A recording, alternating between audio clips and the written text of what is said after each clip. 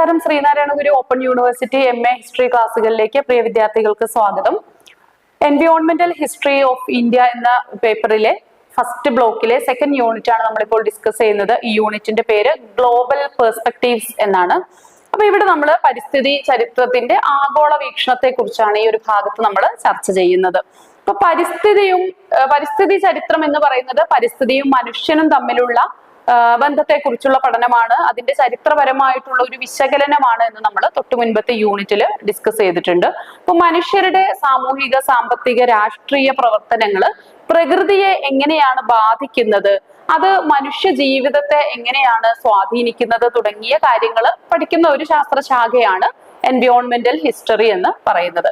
അപ്പോ ഇതിന്റെ ഒരു ആഗോള വീക്ഷണം നമ്മൾ ചർച്ച ചെയ്യുന്ന ഘട്ടത്തില് നമുക്ക് ഒരുപാട് കാർഷിക വിപ്ലവങ്ങൾ ഉണ്ടായിട്ടുണ്ട് അല്ലെ. ഹരിത വിപ്ലവം ഉണ്ടായിട്ടുണ്ട്, ധവള വിപ്ലവം ഉണ്ടായിട്ടുണ്ട്, സിൽവർ റവല്യൂഷൻ, ഇങ്ങനെ രജത വിപ്ലവം, ഇങ്ങനെ ഒരുപാട് കാർഷിക വിപ്ലവങ്ങൾ ഉണ്ടായിട്ടുണ്ട്. ഇത് മനുഷ്യന്റെ സാമ്പത്തിക ജീവിതത്തെയൊക്കെ നേരിട്ട് സ്വാധീനിച്ചിട്ടുള്ള ഒരു കാര്യമാണ് ഇത്തരം കാർഷിക വിപ്ലവങ്ങൾ.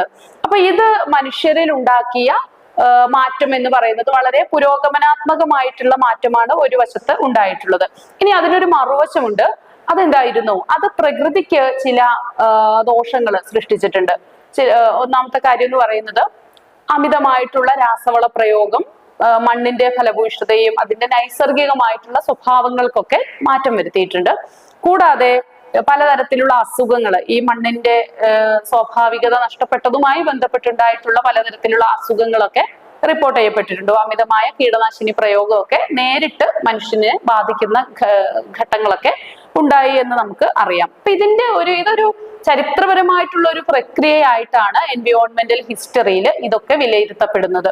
ഇനി യൂറോപ്പ്, ഏഷ്യ, ആഫ്രിക്ക തുടങ്ങിയ രാജ്യങ്ങളിലെല്ലാം തന്നെ ഇത്തരം മാറ്റങ്ങൾ പ്രകടമായി ഉണ്ടായിട്ടുണ്ട്. നമ്മൾ ഇതിന്റെ ആഗോളതലമാണ് നമ്മൾ പരിശോധിക്കുന്നത്. അപ്പൊ നമ്മൾ കഴിഞ്ഞ യൂണിറ്റില് ഇതിന്റെ ഇന്ത്യൻ പെർസ്പെക്റ്റീവിലാണ് നമ്മൾ ഇത് ഡിസ്കസ് ചെയ്തത്. എന്നാൽ ഇപ്പോൾ നമ്മൾ പരിശോധിക്കുന്നതിന്റെ ആഗോളതലം എങ്ങനെയാണ് എന്നുള്ളതാണ്. ഇത് ഇന്ത്യയിൽ മാത്രം ഉണ്ടായിട്ടുള്ള ഒരു ഫിനോമിന ഒന്നും അല്ല. ഇതിൽ ആഗോളതലത്തിൽ തന്നെ ഉണ്ടായിട്ടുള്ള ഒരു വലിയ പ്രതിഭാസമായിരുന്നു, ഈ ഒരു കാലഘട്ടത്തിന്റെ ആവശ്യം തന്നെയായിരുന്നു ഇത്തരം മാറ്റങ്ങൾ എന്ന് പറയുന്നത്. അപ്പൊ പരിസ്ഥിതി സാമൂഹിക അനുഭവങ്ങള് ഇങ്ങനെ താരതമ്യം ചെയ്ത ഒരു കമ്പാരിറ്റീവ് സ്റ്റഡിയാണ് ഇവിടെ നടത്തപ്പെട്ടത്. ഇനി ഇമ്പീരിയലിസവും അതുപോലെ തന്നെ എൻവയോൺമെന്റും തമ്മിലുള്ള ബന്ധത്തെ കുറിച്ച് നമുക്ക് നോക്കാം. സാമ്രാജ്യത്വവും പരിസ്ഥിതിയും. ഇവിടെ നമ്മൾ ആഗോളതലത്തിലുള്ള പല പ്രതിഭാസങ്ങളും എങ്ങനെയാണ് പ്രകൃതിയെ ബാധിച്ചത് എന്നതാണ് നമ്മളിവിടെ പഠിക്കുന്നത്. എന്താണ് നോക്കുന്നത്? പലതരത്തിലുള്ള പ്രതിഭാസങ്ങളുണ്ട് അല്ലെ. കൊളോണിയലിസം ഉണ്ട്, ഇമ്പീരിയലിസം ഉണ്ട്, ഇൻഡസ്ട്രിയൽ റെവല്യൂഷൻ ഉണ്ട്. ഇങ്ങനെ പലതരത്തിലുള്ള കാര്യങ്ങൾ എപ്രകാരമാണ് പ്രകൃതിയെ ബാധിച്ചത്, അതാണ് നമ്മൾ ഇവിടെ ഈ ഒരു ഭാഗത്ത് ഡിസ്കസ് ചെയ്യുന്നത്. അപ്പൊ നമ്മൾ ആദ്യം നോക്കുന്നത് ഇമ്പീരിയലിസം ആൻഡ് എൻവയോൺമെന്റ്. എൻവയോൺമെന്റിനെ എങ്ങനെയാണ് സാമ്രാജ്യത്വം സ്വാധീനിച്ചത് എന്നതാണ്. അപ്പൊ സാമ്രാജ്യത്വ ശക്തികളുടെ ഒരു പ്രത്യേകത എന്ന് പറയുന്നത് അവർക്ക് ചില സങ്കുചിതമായിട്ടുള്ള ചില സാമ്പത്തിക താല്പര്യങ്ങൾ ഉണ്ടായിരിക്കും. ചില കൽപ്പിത സാമ്പത്തിക താല്പര്യങ്ങളാണ് അവരുടെ ഒരു ഡ്രൈവ് ചെയ്യുന്ന ഫോഴ്സ് എന്ന് പറയുന്നത് അല്ലെ. സോ ഈ ഇമ്പീരിയലിസ്റ്റുകള് അവരുടെ സാമ്പത്തിക താല്പര്യങ്ങൾ നിറവേറ്റുന്നതിന് വേണ്ടിയിട്ട് കോളനികളിലെ പ്രകൃതി വിഭവങ്ങളെ വളരെ വ്യാപകമായിട്ട് ചൂഷണം ചെയ്തിട്ടുണ്ട്.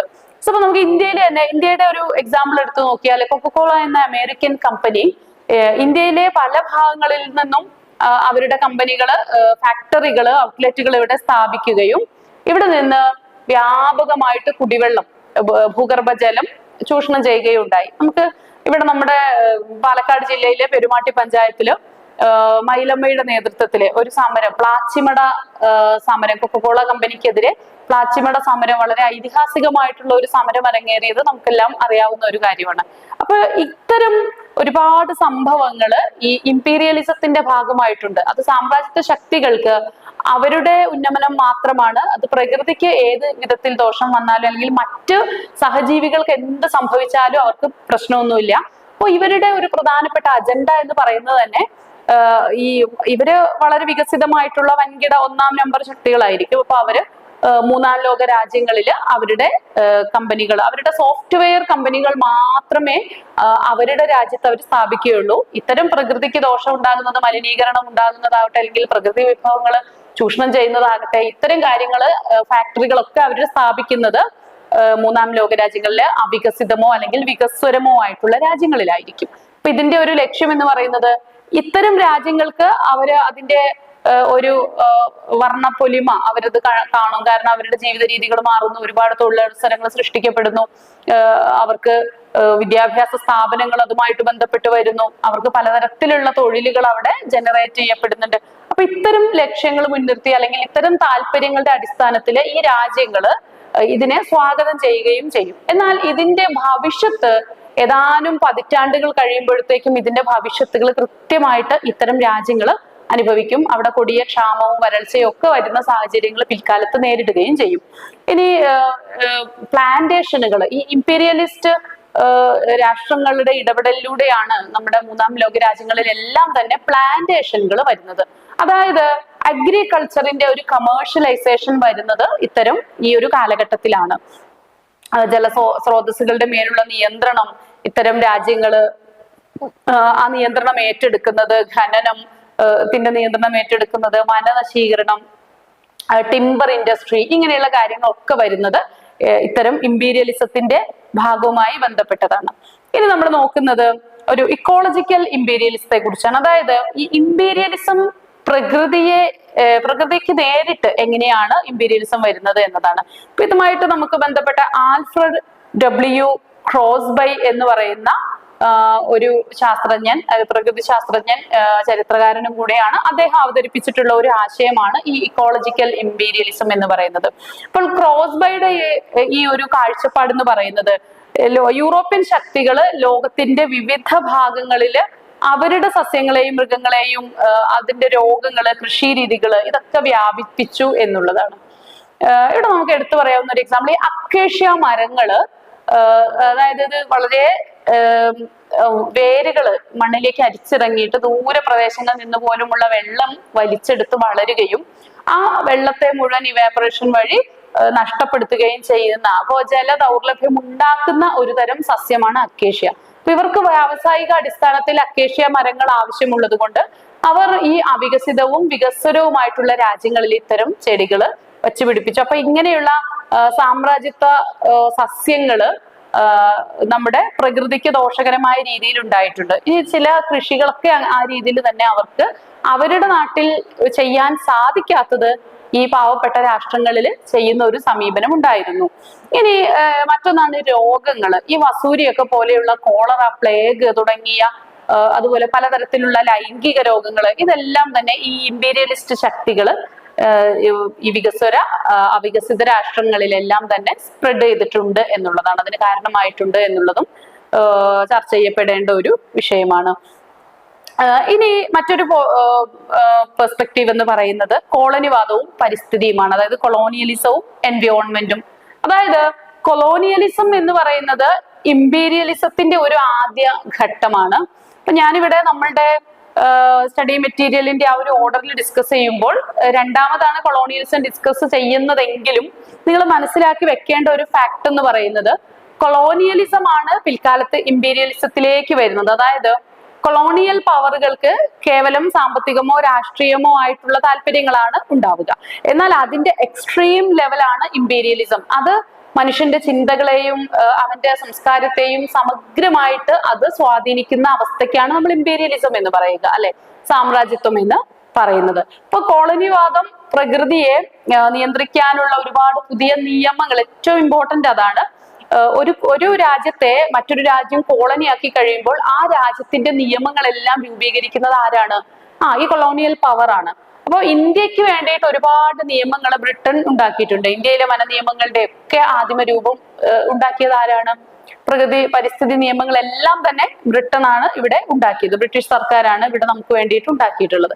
സോ ഈ ഒരു ഘട്ടത്തിലെ കൊളോണിയൽ പവറുകള് ഇത്തരം നിയമങ്ങളെ രൂപീകരിച്ചു എന്നുള്ളത് തന്നെയാണ് ഏറ്റവും പ്രധാനപ്പെട്ട ഒരു കാര്യം എന്ന് പറയുന്നത്. അത് വനനശീകരണത്തിനും ഒക്കെ കാരണമായി. പിന്നെ ഒരുപാട് ജലസേചന പദ്ധതികളൊക്കെ അവര് ഇവിടെ അവരുടെ സാമ്പത്തിക ലക്ഷ്യങ്ങളെ, സാമ്പത്തിക താല്പര്യങ്ങളെ സംരക്ഷിക്കുന്നതിന് വേണ്ടിയിട്ട് അവരിവിടെ പലതരത്തിലുള്ള ജലസേചന പദ്ധതികളും കുടിവെള്ള പദ്ധതികളും ഒക്കെ ഉണ്ടാക്കിയിട്ടുണ്ട്. അപ്പൊ അതിന് ചെറിയ ഒരു ഒട്ടും ദൂരവ്യാപകമല്ലാത്ത ചില ഗുണങ്ങളുണ്ടെങ്കിലും ദൂരവ്യാപകമായിട്ട് ഒരുപാട് കോട്ടങ്ങൾ അത് ഉണ്ടായിട്ടുണ്ട്.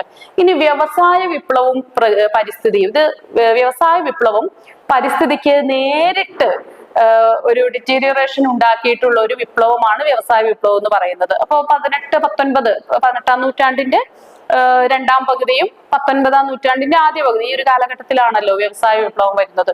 സോ ഈ വ്യവസായ വിപ്ലവം ഇംഗ്ലണ്ടിലാണ് ഉണ്ടാകുന്നത്. അപ്പോൾ ഇവിടെ പലതരത്തിലുള്ള കണ്ടുപിടുത്തങ്ങളും പലതരത്തിലുള്ള ഫാക്ടറികളും ഒക്കെ സ്ഥാപിക്കപ്പെടുന്നതോട് കൂടിയിട്ട് ഈ ഫാക്ടറികളിൽ ഉൽപാദനം നടത്തണമെങ്കിൽ അതിനു വേണ്ടിയിട്ടുള്ള റോ മെറ്റീരിയൽസ് ലഭിക്കേണ്ടതായിട്ടുണ്ട്. അപ്പൊ ഇതിനു വേണ്ടിയിട്ട് പ്രകൃതിയെ അമിതമായിട്ട് ചൂഷണം ചെയ്തിട്ടുണ്ട്. പരിസ്ഥിതി വിഭവങ്ങൾ അമിതമായിട്ട് ചൂഷണം ചെയ്യപ്പെട്ടു, ജലദൗർലഭ്യം ഉണ്ടാക്കി, മലിനീകരണം ഉണ്ടായി, ഇങ്ങനെ ഒരുപാട് വിഷയങ്ങൾ, വനനശീകരണം ഉണ്ടായി, ഡിഫോറസ്റ്റേഷൻ ഉണ്ടായി. ഇതൊക്കെ ഇതിന്റെ ഭാഗമായിട്ട് വന്നിട്ടുള്ളതാണ്.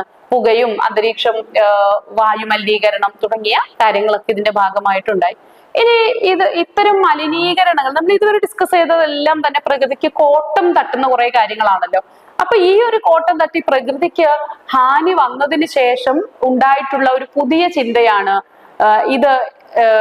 ഈ എക്സ്പ്ലോയിറ്റേഷനും അതുപോലെ അതിന്റെ കൺസർവേഷനും, പ്രകൃതിയെ ചൂഷണം ചെയ്യപ്പെടുന്നു എന്ന തിരിച്ചറിവിൽ നിന്ന് ആ ചൂഷണത്തെ കുറിച്ചുള്ള പഠനവും അതുപോലെ പ്രകൃതിയെ കൺസർവ് ചെയ്യേണ്ടതിന്റെ, സംരക്ഷിക്കേണ്ടതിന്റെ ആവശ്യകതയും ഒരു വലിയ പഠനമായിട്ട് പിൽക്കാലത്ത് വന്നു. അപ്പോ പ്രകൃതി അമിതമായി ചൂഷണം ചെയ്യപ്പെടരുത്, ഇനി പ്രകൃതി വിഭവങ്ങൾ നമ്മൾ എടുക്കുമ്പോൾ ഒരു ഓൾട്ടർനേറ്റീവുകൾ ഉണ്ടാക്കാനായിട്ട് ശ്രമിക്കുക, അതുപോലെ തന്നെ പുനരുൽപാദന സാധ്യതയുള്ള കാര്യങ്ങൾ മാത്രം ഉപയോഗിക്കുക, ഒരു സസ്റ്റൈനബിൾ ഡെവലപ്മെന്റ് എന്ന ആശയം, അതായത് ഭാവിയിലേക്ക് വേണ്ട വരും തലമുറയെ കൂടി കണ്ടുകൊണ്ടുള്ള വികസന പദ്ധതികൾ ആവിഷ്കരിച്ചുകൊണ്ടുള്ള സുസ്ഥിര വികസന പദ്ധതികൾ നടപ്പിലാക്കുക. ഇതൊക്കെയാണ് ഈ ഒരു ഘട്ടത്തിൽ വന്നിട്ടുള്ളത്.